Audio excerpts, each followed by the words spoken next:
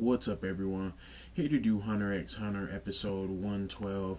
And sorry about the super late review, but I'm definitely probably going to get back to doing them a lot closer to when the episode comes out. It's just my first week of classes, but yeah, I thought it was a really great episode. I really love how the fights were depicted, and well, not the fights because there was only one fight mainly, but I just really like how it was done, and I must say that narrator, like, he needs to have the biggest check out of all the voice actors, just because he does such a great job of explaining what's going on, what other people are thinking, and I just really like that part about the episode, and I hope that we end up doing that a little more in this arc when we're having some nice fights. But anyways, we'll get into the review. So the episode starts off with where we left off, everybody going in, and Yuppie is there, but Killua was right pretty much, and everyone else was a little freaked out, but because Killua has experience with things like this, he actually ended up staying pretty calm, and I really like how Togashi did Killua's character on that part, because he did already expect it, and he said it multiple times, and he knew it. But Yuppie is also a little confused. He's like, who are they? Why are they here? But he just stops thinking, and he is a wall. That's what he says. And he transforms and takes out these huge arms, and his character design is really cool. But I like how we get a little bit of his origins. He's made out of strictly magical beasts. He's not really humane like the other ants, and he is kind of careless, and he may not intellectually be able to protect the king, but like a magical beast or animal, he would just throw himself out there for the king. And Shoot is frozen, but it's because he doesn't want him to attack, and then Meleron and them could be like within his range. And after that, as soon as Shoot is like gonna draw him out with his hands in his cage, Dragon Dive comes through, and everyone is confused. But Killua, he realizes it pretty quick that his friend was his grandpa. But as everyone else was confused, there were only two people there that were still focused on the enemy, and that is Gon and Yuppie.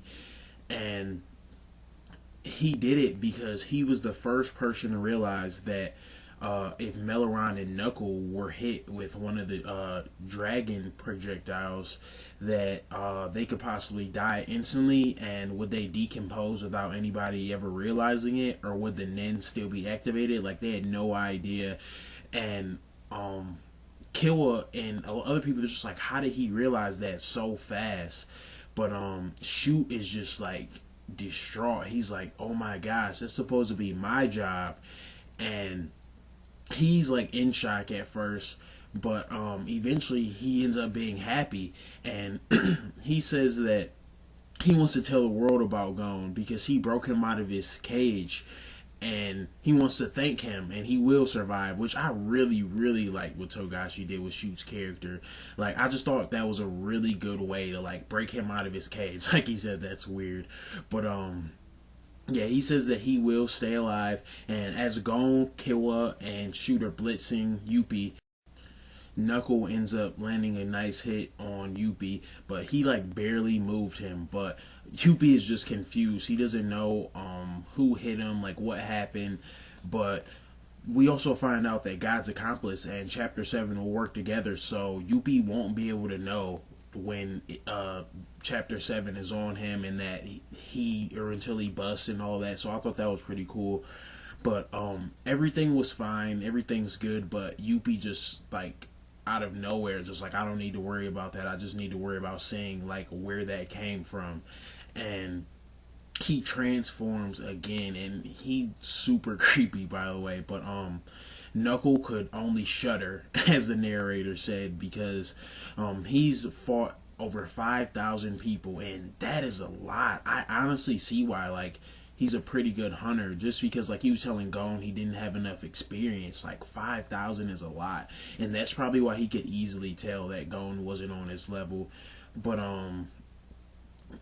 he could usually judge like someone's aurora, but he couldn't even like Yuppie couldn't even compare to anybody he's ever fought before, just because he didn't know how much Aurora he has. He said if we have to guess, at I think it was I think he says 10 times Aurora. He's at 700,000 Aurora. That is absolutely insane.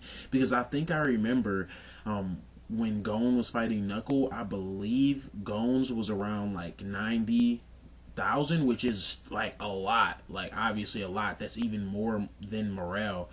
But, my gosh, that's just absolutely insane. But after that, we go to P2 as she's falling, and she just like unconsciously just uses N, and I'm not sure if her range extended or like what exactly happened, but everyone feels her Sinister Aurora, and she ends up seeing everyone, and she realizes the situation, and shit starts to get really real for her.